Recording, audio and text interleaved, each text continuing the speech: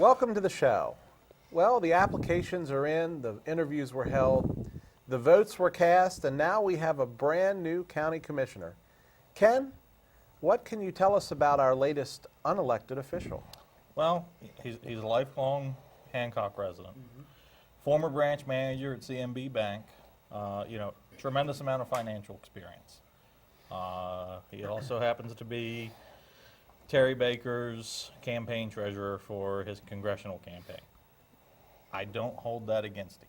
Okay. I actually do not hold that against him. So do you know him personally? I do not know him personally. Okay. But based upon what I've read and the fact that he is a fair amount younger than most of the other county commissioners, including Mr. Baker, I'm hopeful. Okay. I'm hopeful because if he turns out to be a good county commissioner, because he's young, now he's actually got a chance of re-election.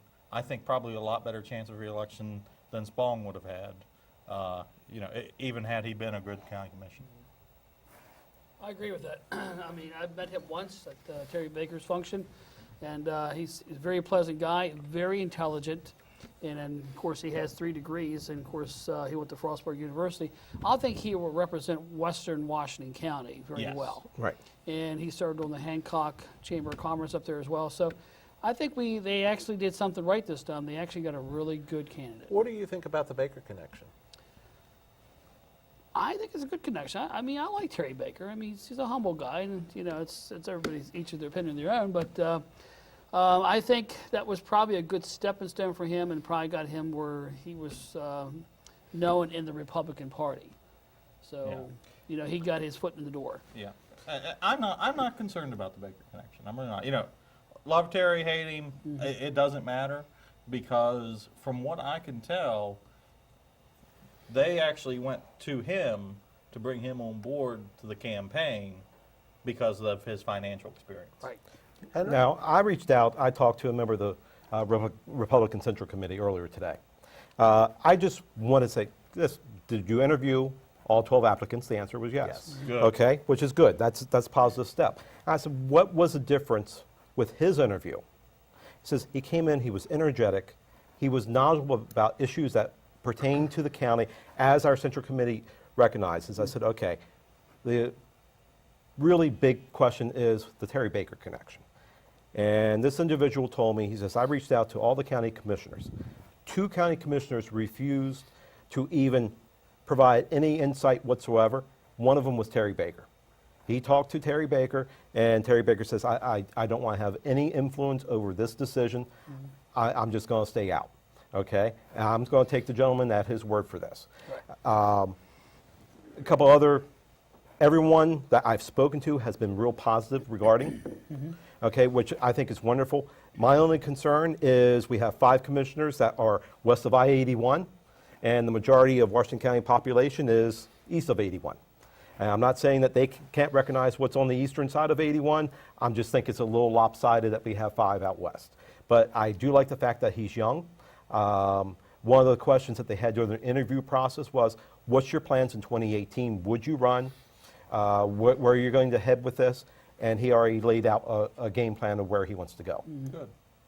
So from my perspective, and I talked to some of the also-rans.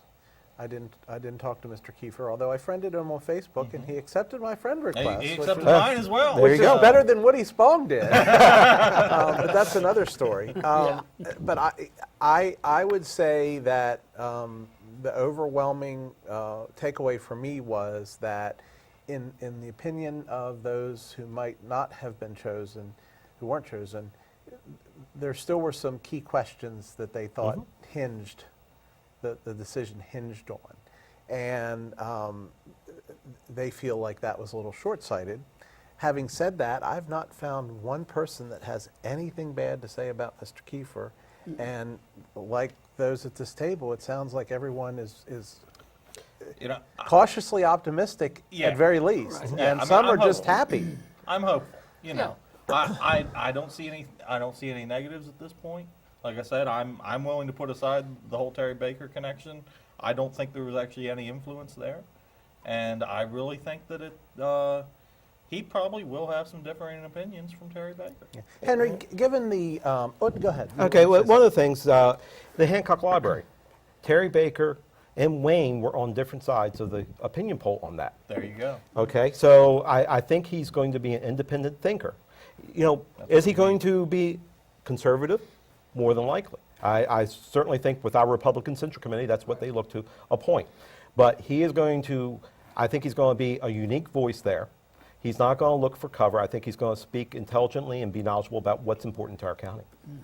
Henry, given the the problems with the last candidate, do you think it was a mistake not to send the governor more than one name? That's something that the respective committee has to discuss, and I'm sure they did. Whether they were going, and I know they discussed, should we send 3 or should we send 1?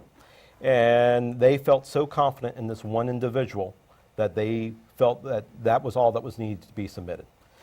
Now, previous time, they felt that confident about the interim county commissioner. But a couple people on the Central Committee did say a lot of the information regarding the interim county commissioner didn't come out till after the process had completed.